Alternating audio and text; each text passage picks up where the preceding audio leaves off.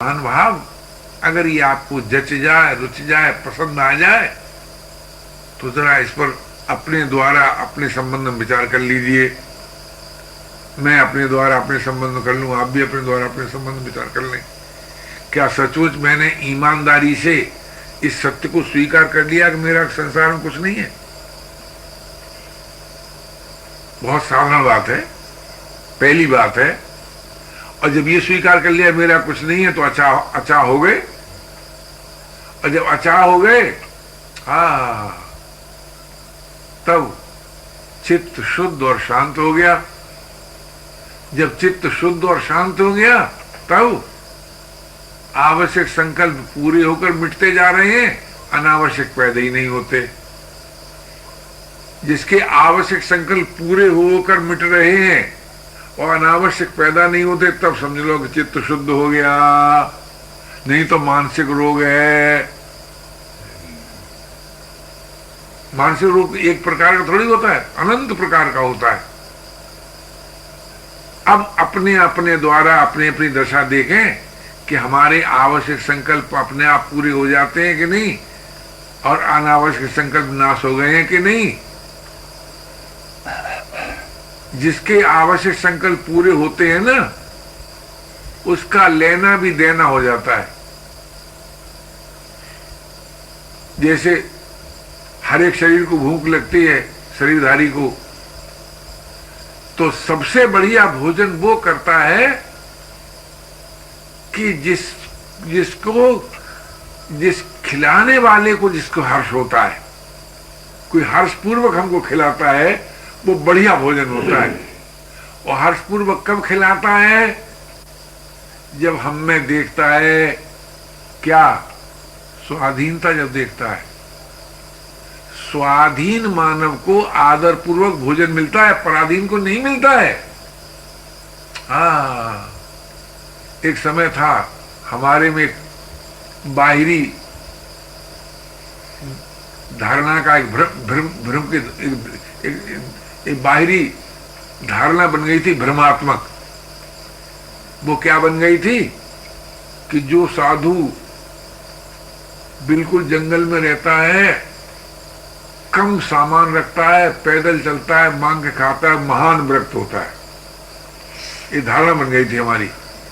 इसमें ये भी भ्रमात्मक धारणा है, बाहरी बात से। पता हमको कैसे चला? क्योंकि हमारी तो धारणा ही थी, तो हमको जरा बचपन से दूसरों के काम आने में मजा आता था वो अपना ही भोग, वो महात्मापन नहीं था, बचपन की आदत थी।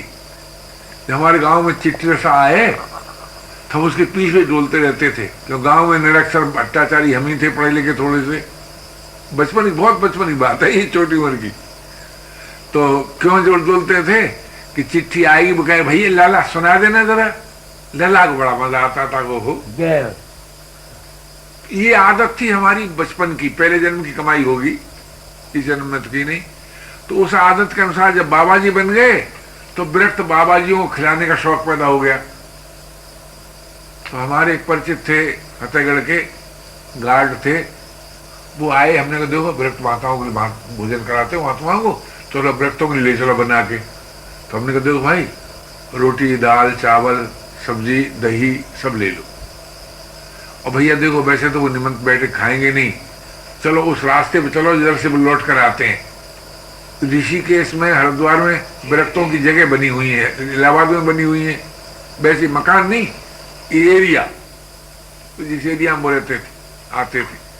तो जब आने लगे, थोड़ी दूर आबादी रह गई, तो वो हाथ जोड़े खड़ा हो गया, गार्ड भिक्षा ले लो। हम नहीं लेंगे,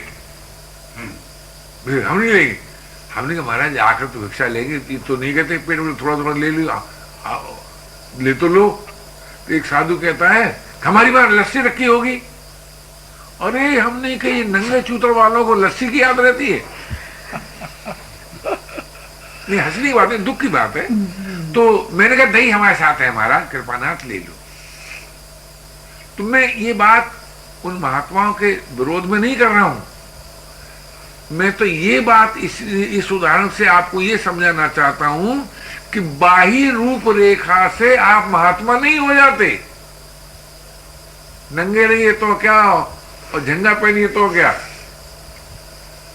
जब तक आपने इस सत्य को स्वीकार ही नहीं किया कि मेरा करके संसार में कुछ नहीं है, तब तक आप अचाह हो नहीं सकते।